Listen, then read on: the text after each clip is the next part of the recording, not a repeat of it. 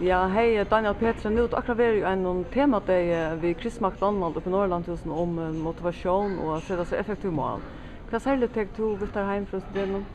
Jo, jag alltid att Chris stor och med väl att komma i kontakt med folk. Det första lämmet nu klockan 4 och vi börjar klockan 9 i morgon. Det var att han klarar hålla koncentrationen och hålla folk hen. Så att man alltid kan näka vi.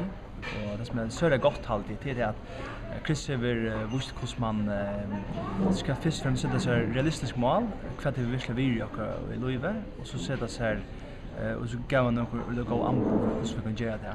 Han har så visst att hur vi är som människor är vi psykosomatiskt det vill säga våra sinn och våra kroppar faktiskt avskas och är blandade samman det vill säga vi inte för att kunna gå med att så avskas när hur vi är för motivationsmässigt som människor. Ja. Spännande. Helt du att du kunde göra något annorlunda att man hända dig ner?